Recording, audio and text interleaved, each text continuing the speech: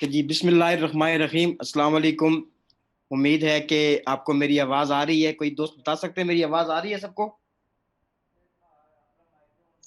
जी वालेकुम अस्सलाम जी। आ रही है शुभ भाई। Thank you very much. Okay, start करते हैं हम आज की ट्रेनिंग। और आज हमारा टॉपिक है मार्केटिंग स्किल्स। मार्केटिंग का जहाँ पे लफ्ज़ यूज़ होता है जिसका मतलब है कि कुछ सेल करना है, तो इसको सेल्स टिप भी कहा जा सकता है। लेकिन इसको बड़े उसमें सिनेरियो में हम इसको यूज़ करते हैं मार्केटिंग स्किल्स। यहाँ पे मैं कोशिश करूँगा कि आपको सिखाऊँ वो तमाम प्रोसेस टेक्नीक जिसको इन्हेंस करके आप कस्टमर के साथ अपने रिलेशन बिल्ड कर सकते हैं। और फिर ये आपको इससे ये इमदाद मिल सकती है कि आपकी सेल्स जल्दी से क्लोज हो जाए। तो सेल्स क्लोज की जो टेक्निक्स है ये आज मैं डिस्कस करूंगा। और मैं उम्मीद करता हूं कि आप इन पॉइंट्स को नोट करेंगे। और अगर कोई चीज़ ना समझ आई तो फिर इंशाल्लाह अगले सेशन में हम इससे डिस्कस कर लेंगे। सबसे पहले आपको वो तमाम चीज़ें इकट्ठी करनी है जो कि सेल प्रोसेस के लिए ज़रूरी होती है। जैसे कि जिसको आप रेसिपी कह सकते हैं कि जैसे कोई चीज़ बनाते हैं तो उसके लिए कोई ना कोई रेसिपी होती है। और वो रेसिपी जो होती है वो पूरी अगर यूज़ की जाए तो आपकी वो चीज़ बनती है। अगर उसमें से कुछ निकाल दिया जाए तो फिर आपकी चीज़ खराब हो जाती है। सो इसी तरह से 7 पॉइंट हैं जिनको आपने नोट करना है, उन पे अमल करना है। तब जाकर आपको मार्केटिंग स्किल्स आएँगी, तब जाकर आपकी सेल्स क्लोज़ होगी। तो उसमें जो पहली टेक्नीक यूज़ होती है वो पहला जो तरीका है वो क्या है कि आपने अप्रोच करना होता है। तो जब आप अप्रोच करते हैं तो फिर आपकी सेल्स क्लोज़ होती हैं। उसके बाद आपको डिटरमिन नीड्स जो होती हैं उनको देखना होता है। उसके बाद प्रोडक्ट प्रेज़ेंट करनी होती है आपको। फिर कुछ ऑब्जेक्शंस होते हैं उनको ओवरकम करना होता है। और फिर क्लोज़ सेल्स जो है ना वो उस तरफ आपकी जाती है। फिर कुछ आपको प्रॉस्पेक्ट को सजेशन देनी होती हैं कि इस तरह करें तो वो फिर क्या होता है कि क्लोजिंग की तरफ जाता है। और जो असल बात है वो ये है कि आपको रिलेशन बिल्ड करने पड़ते हैं, तब जाकर आप नेटवर्क मार्केटिंग में या फिर मार्केटिंग में कामयाब होते हैं। सबसे पहली चीज़ जिसको हम अप्रोच कहते हैं, अगर अप्रोच में हम देखें कि इसमें क्या इम्पोर्टेंट है, जिन चीज़ों को आपने यूज़ करना है, तो आपका रिलेशन जो है ना वो स्टेब्लिश हो जाएगा। सबसे पहली जो चीज़ है वो ये है कि आपने पोटेंशियल जो प्रॉस्पेक्ट होते हैं, उनकी एक लिस्ट बनानी होती है कि यार ये वो लोग हैं, उनको अप्रोच करना होता है जो पोटेंशियल बायर्स होते हैं। ये ना हो कि आप ऐसे लोगों को अप्रोच कर रहे हो कि जो उस प्रोडक्ट के लिए क्वालीफाई ही ना करते हो। उसके बाद फिर आपकी अपनी अप्रोच सर्विस वाली होनी चाहिए कि आप उनको सर्विस दें। उसके साथ-साथ आप अपने प्रोस्पेक्ट के लिए हर वक़्त उनकी हेल्प के लिए आप अगर तैयार होंगे तो आपका रिलेशन स्टेब्लिश होगा। और ये लफ्ज़ आप हर वक़्त जब जब भी आपको टाइम मिले, उनके साथ यूज़ करें कि मैं आपकी क्या हेल्प कर सकता हूँ। गेटिंग अप्रोच होनी चाहिए और अपडेट आप उनको करते रहें अपने बारे में, अपनी प्रोडक्ट के बारे में, अपने प्रोजेक्ट के बारे में हर वक़्त। तब जाकर आपका और उनका एक रिलेशन स्टेब्लिश होगा। उसके साथ-साथ मर्चेंडाइज़ अप्रोच होनी चाहिए आपकी। कमेंट्स ऑन प्रोडक्ट आपके बड़े जानदार होने चाहिए, उसके साथ जब भी बात करें, जब भी बैठें और अपनी प्रोडक्ट की तारीफ़ करें, अपने प्रोडक्ट के बारे में बात करें, अपने प्रोडक्ट के बेनिफिट्स की बात करें। आप ये बात करें कि मैंने अगर ये प्रोडक्ट यूज़ किया तो मुझे क्या फ़ायदा हुआ है, इस पे डिस्कस करें। तो क्या होता है कि जब आपका टेस्टिमोनियल होता है, वो उस बंदे को इस तरफ राग़िब करता है और उसकी भी सोच बनाता है कि वो भी ये वाले बेनिफिट उठाए जो बेनिफिट आपने उठाए। उसके साथ-साथ उसको उसका फीचर बताएँ, उसकी जो फीचर जितने भी हैं उस प्रोडक्ट के वो बताएँ, उसको बेनिफिट्स बताएँ। और आपके पास कुछ वीडियो उससे रिलेटेड हों या कंपनी से रिलेटेड हों, तो वो उसको शेयर करते रहें। जैसे अभी हम गवादर कर रहे हैं, तो हम क्या करते हैं कि गवादर के रिलेटेड जितनी भी वीडियोज़ होती हैं, जितनी भी कोई ऑडियो होती हैं, जितनी भी कोई सेमिनार्स होते हैं, तो वो हम अपने कस्टमर से शेयर करते हैं। क्यों? कि उनको पता चले कि गवादर में क्या हो रहा है। इसी तरह से बाकी प्रोडक्ट के बारे में भी आप सेम चीजें कर सकते हैं। उसके साथ साथ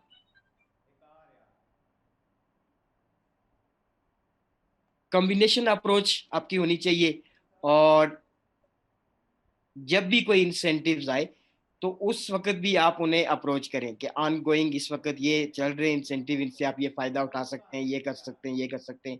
जिस तरह से इस वक्त हमारे इंसेंटिव चल रहे हैं, डबल आरपी चल रहा है, आप अपने प्रोस्पेक्ट को बताएं कि डबल आरपी चल रहा है, आपको ये फायदा होगा।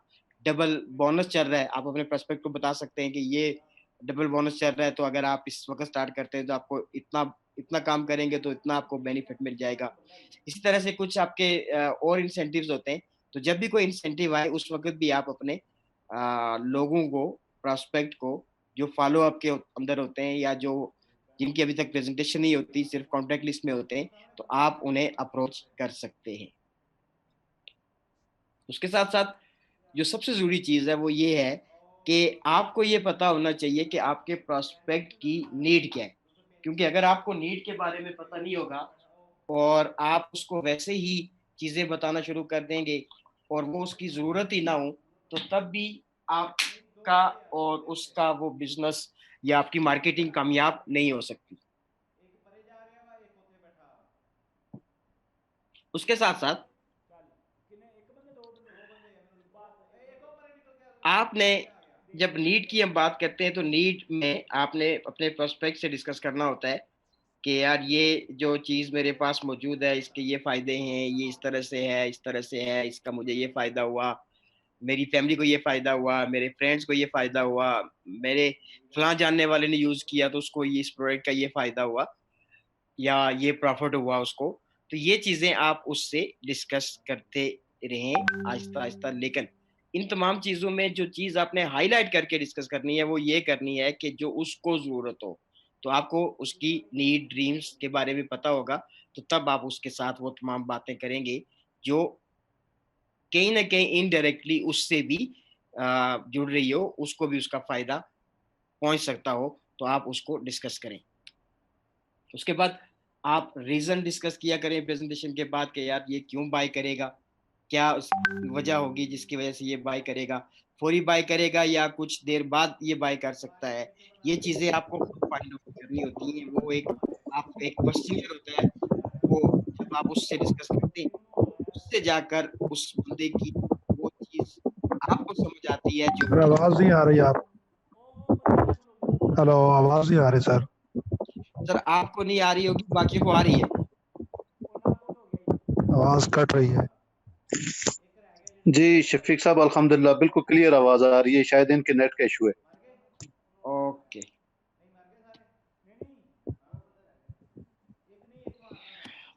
Thank you.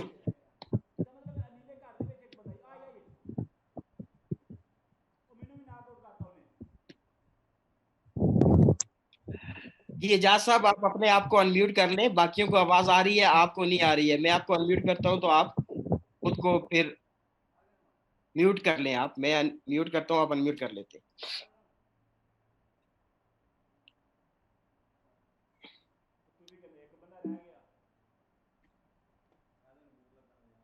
ओके, तो हम डिस्कस कर रहे थे यहाँ पे कि आपने देखना है कि उसकी नीड क्या है। आपने नीड को आपने खुद से चेक करना है कि उसकी नीड्स हैं या नहीं है इस प्रोडक्ट को लेने के लिए, इस प्रोजेक्ट को लेने के लिए। उसका जो इंटरेस्ट है वो चेक करना होता है। इसके लिए आपने उसको सुनना होता है। आप जब उसको सुनेंगे, समझेंगे, वो पूरी बात करेगा, तो तब जाकर आपको पता चलेगा कि ये किस तरफ अब ये सिलसिला मेरा जा रहा है और ये सेल्स मेरी क्लोज होगी या नहीं होगी।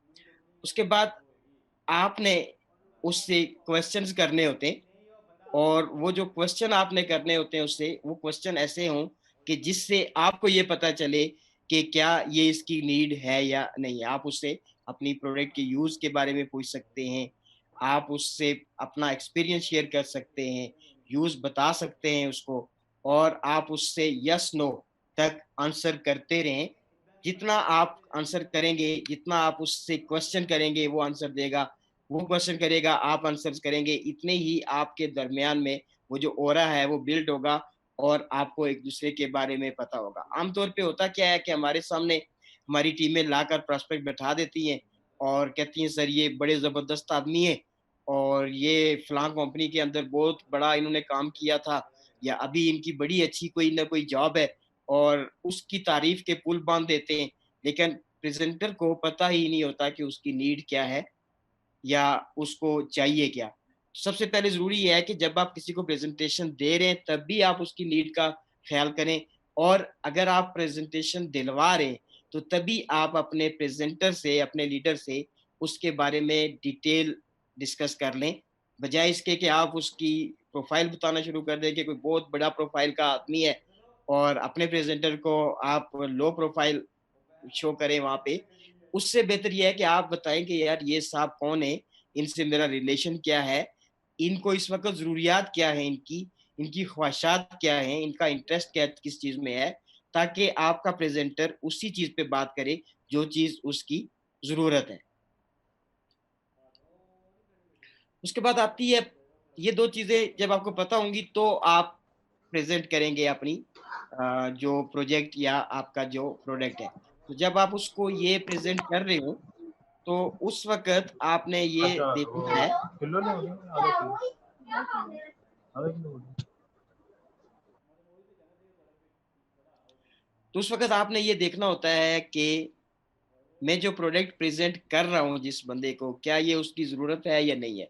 अगर आप ज़रूरत है और आप उसको ये प्रोडक्ट, कोई भी प्रोडक्ट प्रेज़ेंट करते हैं, तो वो फिर ले लेगा। लेकिन अगर उसको ज़रूरत नहीं है और आप उसको उसकी नीड क्रिएट करने की कोशिश कर रहे हैं, तो तब भी आपको बहुत सारा उसके बारे में पता होगा, बहुत सारे क्वेश्चन्स आप उससे करेंगे, वो आपसे करेगा, तब जाकर आपको पता चलेगा कि ये प्रोडक्ट उसकी नीड है या नहीं है। तो जब आप अपनी प्रोडक्ट शो करें, तो सबसे पहले आप कोशिश करें कि उस शख्स को जानें और फिर प्रोडक्ट शो करें। अदरवाइज़ अगर आपकी पहली मुलाकात है, किसी ने आपके सामने ला के रख दी है, तो अगर उसके पास टाइम कम है, तो कोशिश करें कि जस्ट गपशप हो जाए और फिर वो अगली मुलाकात के लिए रख लें प्रेज़ेंटेशन, ताकि वो आपको समझ जाए, आप उसको समझ जाएँ। जब आप किसी के सामने कोई प्रोडक्ट रखते हैं, तो ये प्रोडक्ट कम से कम 3 से 5 ऐसी हों, जिनको आप हाइलाइट करें। जैसे हमारी प्रोडक्ट है इस वक़्त बहुत सारी, तो 3 से 5 प्रोडक्ट ऐसी होनी चाहिए जिनको आप मुकम्मल तौर पे हाइलाइट करें, और ये प्रोडक्ट वही होनी चाहिए जो आपको पता हो कि ये इसकी ज़रूरत है, ये प्रोडक्ट खरीद सकता है और इस प्रोडक्ट का इसको कोई फ़ायदा होगा, वो उससे डिस्कस करें। बाकी फिर लेटर ऑन में देखें कि कौन-सी प्रोडक्ट उससे डिस्कस करनी है। जब भी आप अपना कोई पैकेज या प्रोडक्ट किसी से डिस्कस कर रहे हों, तो कोशिश करें सबसे पहले सबसे बड़ा पैकेज डिस्कस करें। सबसे पहले सबसे महँगी प्रोडक्ट डिस्कस करें। इससे क्या होगा कि उसकी ज़रूरत है अगर, और वो बाय नहीं भी कर सकता, तो तब भी उसे पैन तो होगा कि वालेकुम काश अस्सलाम, क्या हाल है? काश खैरियत से हो के सर? मेरे पास पैसे होते, तो मैं ये ले मैं लेता। ठीक हूँ। उसके साथ-साथ आपने ये देखना होता है कि इस प्रोडक्ट का फीचर क्या है और इस प्रोडक्ट के बेनिफिट्स क्या हैं। तो अपनी प्रेज़ेंटेशन के जो आप जब आप प्रेज़ेंटेशन करें, तो उस वक़्त ये असूल बना लें कि मैक्सिमम हाइलाइट करें उन प्रोडक्ट्स को और उन बेनिफिट्स को जो कि सामने वाले यानी कि प्रोस्पेक्ट की ज़रूरत हो, और आपको पता हो कि ये हाइलाइट करने से इसका इंटरेस्ट बढ़ेगा, क्योंकि ये इसकी या तो ड्रीम है या फिर ये इसकी नीड है।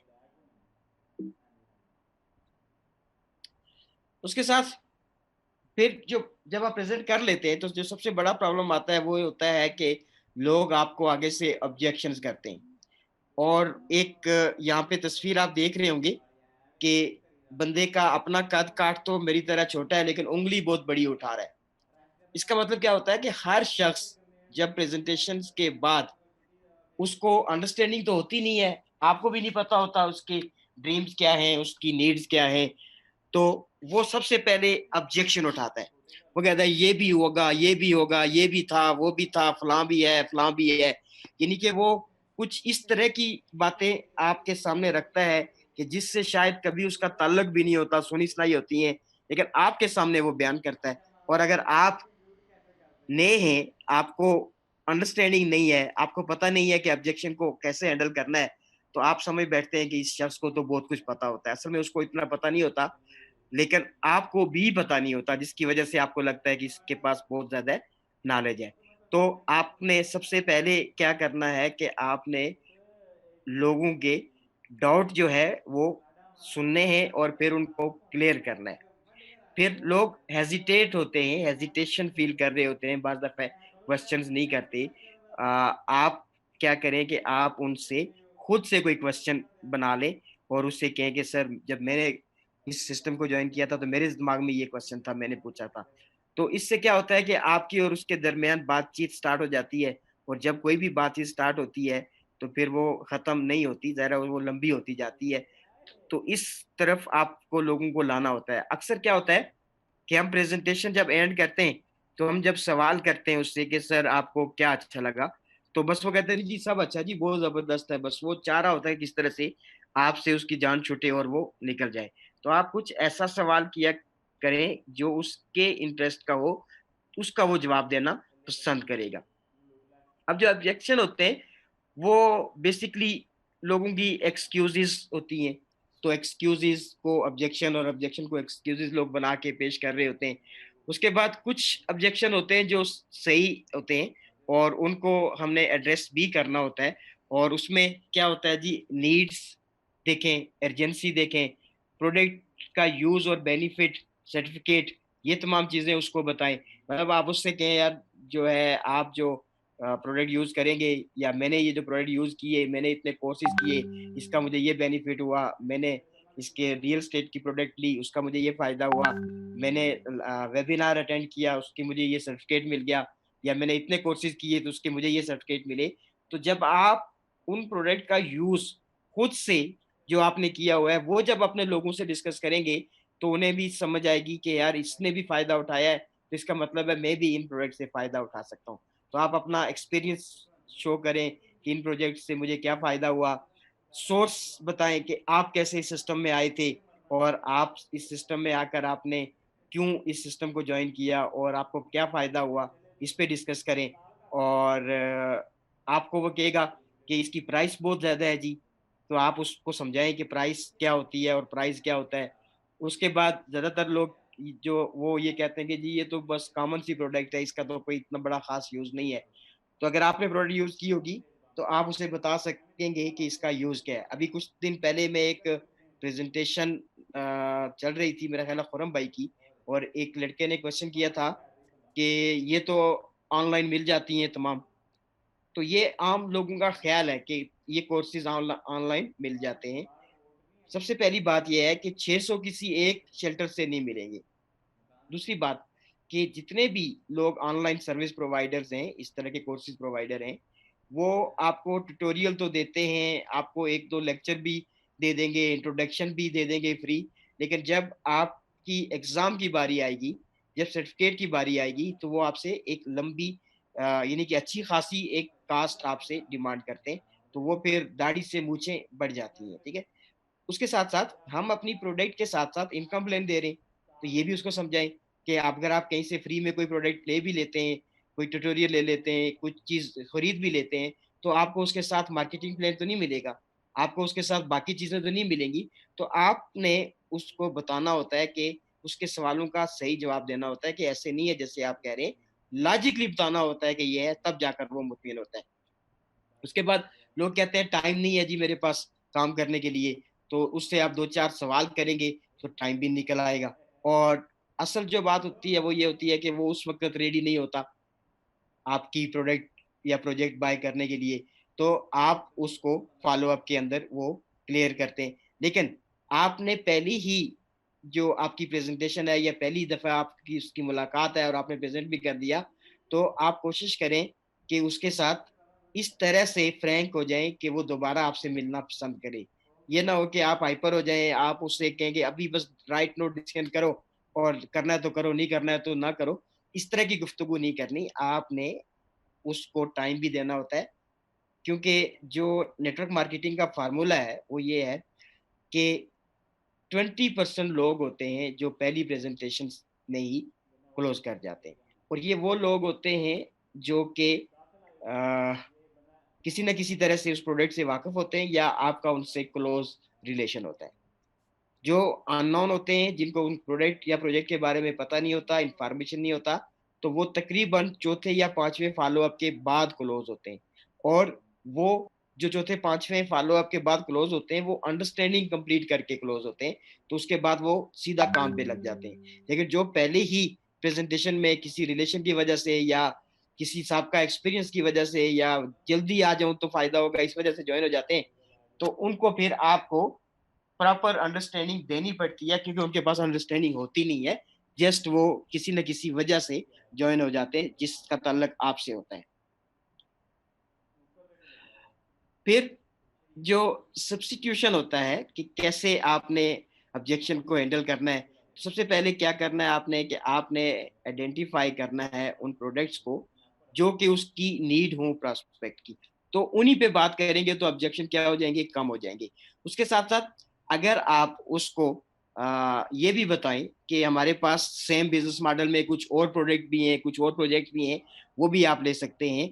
तो अगर थोड़ा सा आप अपना कैनवस बढ़ाएंगे तो आपको पता चलेगा कि उसको पता चलेगा कि अच्छा जी हाँ, इनके पास कुछ और भी चीजें हैं, तो शायद उसमें उसका इंटरेस्ट हो। क्योंकि एक दफे में हम एक ही प्रेजेंटेशन देते हैं, लेकिन उसको फॉलो अप में रखें कि हमारे पास और भी प्रोजेक्ट हैं, और भी प्रोडक्ट्स हैं, आप वो भी देखेंगे तो आपको पसंद आएगा। उसके बाद आप उसको जो भी वो बात करी उसको फौरी वापस सेलिंग पॉइंट पे लाना होता है। मतलब कहीं से वो निकलना चाहेगा पतली गली से, तो आपने उसको मोड़ के वापस सेलिंग पॉइंट पे लाना होता है, उसको छोड़ना नहीं होता। अक्सर हमारे जो लीडर गलती करते हैं वो ये करते हैं कि जो वो कहता है उसकी सुन लेते हैं और बस कहते हैं ठीक है जी, ये नहीं करना चाहता तो रहने दे।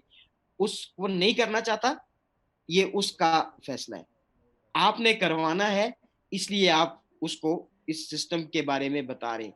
तो आपने वो जिधर से भी निकलता है पकड़ के वापस लाना होता है, ताकि उसको अगला क्वेश्चन ऐसा हो कि वो समझ उसको भी समझ आ जाए कि बेसिकली पॉइंट क्या है। तो जहाँ पे कहीं पहले सवाल, दूसरे सवाल, तीसरे सवाल पे आपको वो कहता है नहीं मैं इंटरेस्टेड नहीं हूँ, मेरे पास टाइम नहीं है, यार मेरे पास पैसे नहीं है, मेरे पास जो है ना इन कामों के लिए मेरा अपना जो है ना इंटरेस्ट नहीं है, मैं किसी को कन्विंस नहीं कर सकता, और आप उसको उसके किसी भी सवाल पे कि यार ये कर नहीं सकता या ये करना नहीं चाहता, तो आप उसको छोड़ ना दें, बल्कि आप उसको अगली बात समझाएं जिसका ताल्लुक उसकी जात से हो। तो वो इंशाल्लाह कहीं से निकलेगा नहीं। लीडर की कोशिश होनी चाहिए कि वो पतली गली से निकलने ना दे कभी भी किसी भी प्रोस्पेक्ट को।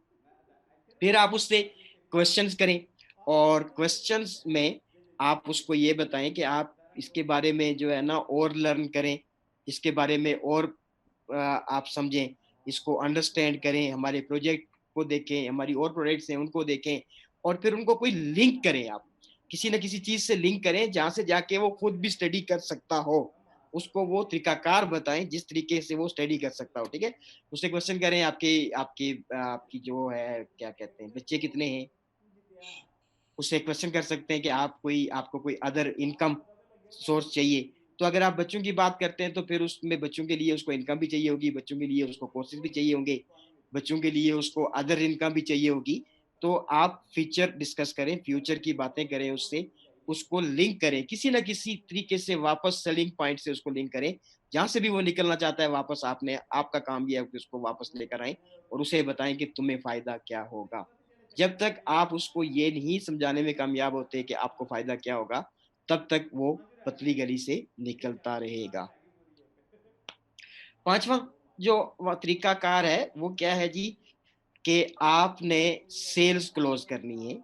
तो सेल्स क्लोज करने के लिए ये तो तमाम चीजें चल रही थी, फॉलो अप वगैरह तमाम चीजें। तो क्लोज करने के लिए बेसिकली क्या होता है कि आप उसके सामने कोई ना कोई चीज रखें। जिस तरह फिजिकली लोग एग्रीमेंट एक होता है वो रख देते हैं, सर ये आप देखें जी ये एग्रीमेंट है, ये है वो है। तो आपके पास तो जरा डिजिटल एग्रीमेंट है, तो आप उसको फौरन लेकर जाएं, साइन अप ऐसे होता है सर, ये प्रोडक्ट ऐसे होती है, ये इसकी कीमत ऐसे पे करते हैं, पैसे देने का ये तरीकाकार है, ताकि उसका माइंड उस तरफ जाए, उस क्यू में उसको लगाए जिससे वो क्लोजिंग की तरफ चले। उसके बाद आप उसे बताएं, मतलब आप देखें कि क्या वो सिग्नल दे रहा है बाय करने के लिए, वो रेडी हो रहा है, और अगर वो इस तरफ जा रहा है तो आप उसको फौरी क्लोज करें, उसको टाइम ना दें। अक्सर मैं देखता हूँ कि हमारे दोस्त, हमारे लीडर्स कहते हैं अच्छा जी ठीक है अभी आप सोच लें। नहीं, वो किस जस्ट हल्का सा भी सिग्नल नजर आता है ना, फौरी क्लोजिंग डालें, फौरी उससे कहें जी अच्छा जी आप पेमेंट कैसे करेंगे, आप अभी पेमेंट कितनी है आपके पास, आपके पास एटीएम है या नहीं है, ठीक है, आपके पास कोई ऑनलाइन मनी है, आपके पास कोई क्रिप्टो करेंसी है, किसी ना किसी तरीके से आप उसको वापस ना भेजें, बल्कि उसके साथ आप इस तरह से अटैचमेंट करें कि वो शख्स क्लोजिंग की तरफ जाए। क्योंकि अगर आप आज उसको छोड़ देंगे तो शायद 2 दिन बाद, 3 दिन के बाद वो भूल जाए और उसको कुछ और प्रॉब्लम आ जाए, क्या पता आज उसके पास पैसे भी हों, कल वो पैसे कहीं और खर्च हो जाएं। तो कोशिश करनी होती है कि जल्द अज जल्द उसको क्लोज किया जाए। जितना गैप देंगे इतना वो प्रेजेंटेशन भी बोलता जाएगा और इतने उसके लिए कुछ और मसाइल भी बनते जाएंगे और फिर वो नहीं आएगा। आपने हेल्प करनी होती है उसको डिसीजन लेने में। तो डिसीजन लेने में भी आपने हेल्प करनी होती है। कुछ लोग क्या होते हैं, फियर की वजह से डर रहे होते हैं, थोड़ा सा उनको खौफ होता है पता नहीं कुछ हो ना जाए, मैं काम कर पाऊंगा नहीं कर पाऊंगा, कोई मसला ना बन जाए, इतने मार्केट में ये प्रॉब्लम्स हैं, ये है वो है। तो जस्ट आप उसको थोड़ा सा पुश करें कि जी मैं आपके साथ हूं, हम मिल के इस बिजनेस को करेंगे। तो क्या होता है कि वो आपके उस हल्के से पुश की वजह से क्लोज हो जाता है, वो अपने फैसला लेने में उसको हेल्प मिलती है। तो आप उसको सबसे पहले अपना आप पेश करें कि मैं आपके साथ हूँ, हम मिल के इस काम को आगे बढ़ाएंगे। आपको यहाँ पे उसको लेकर आए ओनरशिप मेंटेलिटी पे कि ये आपका कारोबार होगा, ये कारोबार हम मिल के करेंगे, इससे आपको ये फायदा होगा, मैंने ये कारोबार किया तो मुझे क्या फायदा हुआ, ठीक है। और उसको आप बता सकते हैं कि ये कारोबार जो है ना सर, आप इसको कारोबार का कारोबार है और इंजॉयमेंट की इंजॉयमेंट है। इस बिजनेस को आप फैमिली एंड फ्रेंड के साथ कर रहे होते हैं, तो कोई अननोन लोगों के साथ तो कर नहीं रहे होते। तो उसको वापस किसी न किसी तरह से एग्जैक्ट क्लोजिंग पॉइंट पे आप ही ने लाना होता है। आपने उसकी हिम्मत जो है ना वो थोड़ी-सी बढ़ानी होती है, आपने उसको थोड़ा-सा पुश करना होता है, आपने ओनरशिप लेनी होती है कि यार मैं हूँ ना, मैं करूँगा आपके साथ, मैं आपको सिखाऊँगा, मैं आपको समझाऊँगा, मैं आपके साथ मिल के काम करूँगा। तो उसको जब सहारा मिलता है तो वो क्या कर लेता है, साइन अप कर लेता है या क्लोजिंग कर लेता है। उसके बाद अ, आप उसके साथ कुछ और चीज़ें डिस्कस करें और उसमें आप आ, उसको चूज करवाएं कि यार आप हमारी कौन सी प्रोडक्ट लेंगे या कौन से प्रोजेक्ट में आपको फायदा हो सकता है और कौन सा आप कर सकते हैं। तो उसको चूज करने में भी आपने उसको हेल्प करवानी होती है। उसके बाद आ, उसको आप ये बताएं कि यहाँ पे एजुकेशन भी है, यहाँ पे एलसी भी है, यहाँ पे रियल स्टेट का प्रोजेक्ट भी है, तो आपके लिए ये चीज का ये फायदा है, इस चीज का ये फायदा है, इस चीज का ये फायदा है। तो ये जब चीजें आप उसे बताएंगे तो उसे समझ आएगी और वो इस तरफ आएगा, क्योंकि खाली प्रेजेंटेशन से चीजें समझ नहीं आती। और ये उसको आपने बताना है कि यार मैं आपके साथ हूँ। और फिर उसके जो क्वेश्चंस होते हैं वो आप उससे उसके क्वेश्चन का आपने आंसर करना है कि यार वो जो क्या होता है कि पहली चीज तो चीज ये है कि आप उसको कह दिए आप क्लोज करें। तो जब आप बिजनेस क्लोज कर लेंगे तो फिर मैं आपके साथ हेल्प करूंगा, आपकी प्रेजेंटेशन करूंगा, आपकी ट्रेनिंग करूंगा, यानी कि सर्विस जो आप दे सकते हैं वो आप वहां पे मेंशन करें, उसको बताएं कि ये चीजें मैं आपके साथ करूंगा, आपका बिजनेस बढ़ाने में मैं आपकी इस तरह से हेल्प कर सकता हूँ। वो चीज कभी भी ना करें जो आप कर नहीं सकते और आप उसको बता दें, वही बताएं जो आप कर सकते हैं। उसके बाद आप उसको कुछ सजेशन दें और उस सजेशन में आप उसको जो हमारी और प्रोडक्ट्स हैं उनके बारे में बता सकते हैं, उनकी कि आपकी स्किल यहाँ पे कैसे इनहेंस होंगी। उसको बुक्स के बारे में बताएं कि ये बुक्स आप पढ़ेंगे तो आपकी स्किल इनहेंस हो जाएगी। उसको आप सेमिनार्स वगैरह के बारे में बताएं। उसको आप वो सारी कमिटमेंट उससे करें जिससे वो बाय करेगा तो उसको क्या फायदा होगा, ताकि वो बाय करके अपना अपने घर की तरफ जाए। और बैक ऑफिस उसको दिखाएं, उसको वेबसाइट दिखाएं, उसको मतलब वो तमाम चीजें उसको बताएं जिससे उसको ये मिले, ये समझ आए कि आप उसके साथ हैं और आप उसके फायदे की बात कर रहे हैं। और जो कुछ आप कह रहे हैं इससे उसकी जिंदगी में चेंज आएगा, उसकी लाइफ में उसका इम्पैक्ट होगा, उसके बच्चों को उसका फायदा होगा, उसके कैरियर बनने में उसकी हेल्प मिलेगी उसको। तो वो बात करें जिससे अगले बंदे को लगे कि आप उसकी बात कर रहे हैं, ना कि आप ये बातें अपनी तारीफें करना शुरू कर दें, कंपनी की तारीफें करना शुरू कर दें, अपना बताना शुरू कर दें, मैं ये था और मैं अब ये हो गया हूँ। आप ये बताएं कि आप क्या हो सकते हैं, तब वो आपकी बात सुनेगा। आखिरी जो हमारा स्टेप है उसमें क्या होता है कि जिसको हम कहते हैं आफ्टर सेल सर्विस। तो आफ्टर सेल सर्विस बहुत जरूरी है। जब वो क्लोज हो जाए, फॉलो अप आप उसके साथ रखें उसके बाद भी और उसको आप ये समझाएं कि वो कैसे यहाँ से कामयाब हो सकता है। आप उसके साथ जो है फॉलो अप रखें, ऑनलाइन या 1-to-1, या फिर आप उसको सेटिस्फाई करने के लिए कॉल कर सकते हैं, ताकि वो आपके साथ मुतमिन रहे कि जी जिस जिस सिस्टम में वो आया है उसमें उसको कोई फ़ायदा होगा। या आजकल ज़ूम चल रहा है, इसके ज़रिए आप कर सकते हैं। कहीं बाहर है, उसको एक प्रॉपर ईमेल कर सकते हैं, ईमेलिंग का सिस्टम बना लें कि ताकि उसको पता चले कि आप उसके बिज़नेस पार्टनर वाक़ई हैं और आप चाहते हैं कि वो भी फ़ायदा उठाए और उसको भी यहाँ से फ़ायदा मिले। उसके बाद जो सर्विसेज़ जिस तरह की भी आप उसे देना चाहते हैं, इस बिज़नेस के अलावा वो भी आप जो दे सकते हैं वो दें, ठीक है? उसकी हर गमी-खुशी में आप शरीक हों, ताकि उसको एहसास हो कि जिस शख्स के साथ मैं काम कर रहा हूँ, वो मेरा सिर्फ़ इसलिए हमदर्द नहीं है कि मैं काम करूँगा तो उसको फ़ायदा होगा, वो मेरी अदर्स लाइफ़ के अंदर भी मेरे साथ है और मेरी गमी-खुशी में वो शामिल होता है। वो मुझे अपलिफ्ट करना चाहता है, मुझे आगे लेकर जाना चाहता है, मेरे लिए बेहतरी सोचता है, ये सर्विसेज़ आप उसको दें और उसको यकीन दिलाएँ कि आप उसके लिए अच्छा सोच रहे हैं। उसके साथ-साथ अ, आप उसकी प्रोस्पेक्ट लिस्ट बनवाएँ और उसको चेक करें, ताकि उसको भी पता चले कि आपको भी पता हो और उसे भी पता हो कि आप उससे पूछ रहे हैं, उससे काम लेना चाह रहे हैं, उसको आप आगे लेके जाना चाहते हैं, आप उसको उस अप्रोच से देख रहे हैं। उसके साथ-साथ आप उसको अ रेफरेंस दे सकते हैं कि फलां साहब ने इस बिज़नेस को स्टार्ट किया था और इतने सालों में उसने ये वाली अपॉर्च्युनिटी हासिल की। मैंने इसको स्टार्ट किया था तो मैंने ये वाली अपॉर्च्युनिटी हासिल की। लेकिन ये सारी चीज़ें आपने उस वक़्त बतानी है जब वो जॉइन कर जाए। ये ना हो कि पहले ही आप बताना शुरू कर दें, पहले आप सिर्फ़ उसी की बात करेंगे।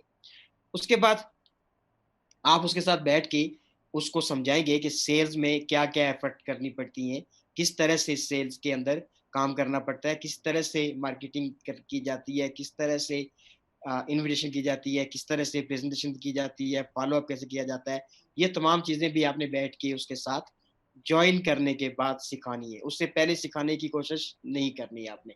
और फिर आपने उसको उसकी स्किल इम्प्रूव करनी है आपने, उसको बिज़नेस करने के तरीके जो हैं वो बताने हैं ताकि वो उसमें इम्प्रूव करे और उसके साथ-साथ आपने हर वक़्त उसको फर्स्ट 90 डे में जो इंसेंटिव हमारे चल रहे होते हैं या उस वक़्त करंटली जो इंसेंटिव चल रहे होते हैं, हर वक़्त आप उससे इन टच रह के उन्हें उससे आपने उन तमाम इंसेंटिव्स के बारे में और उन तमाम नई चीज़ों के बारे में बताना है, जब तक कि वो खुद लीडर ना बन जाए, जब तक कि वो खुद जो है ना प्रेज़ेंटेशन करना ना स्टार्ट कर दे, जब तक वो खुद तमाम काम करना ना शुरू कर दे, तब तक आपने उसको टाइम देना है और उसके साथ आपने मिल के काम करना है, तब जाकर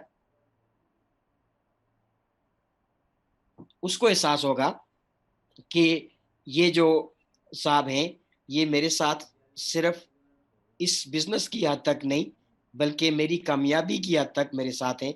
इसलिए नहीं थे कि एक पैकेज बाय कर लूँ, इसलिए नहीं थे कि एक प्रोडक्ट बाय करूँ, बल्कि ये चाहते हैं कि मैं यहाँ कामयाब हो जाऊँ, मेरी भी यहाँ पे एक बड़ी ऑर्गनाइज़ेशन बने, मेरा भी यहाँ पे बड़ा चेक बने और मैं भी यहाँ से 15,000 पाउंड पर वीक अर्न कर सकूँ। मैं भी यहाँ से टाइम फ्रीडम और फाइनेंशियल फ्रीडम हासिल कर सकूँ। इसके लिए ये साहब मेरे साथ मेहनत कर रहे हैं। इसकी वजह से ये करने के लिए ये साहब चाह रहे हैं कि मैं इनसे मिलता रहूँ, इनसे बातचीत करता रहूँ, चाहे वो कोई भी तरीकाकार ना हो, क्यों ना हो।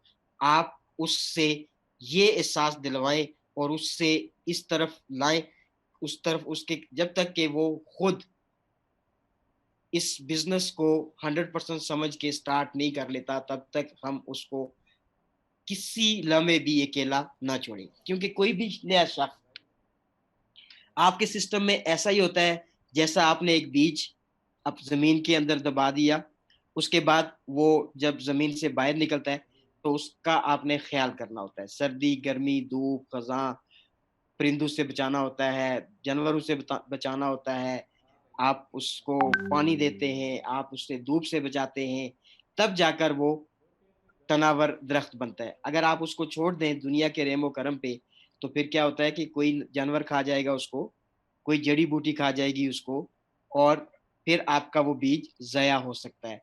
तो कोशिश आपने ये करनी है कि आप अपने साथ साइन अप होने वाले को इतनी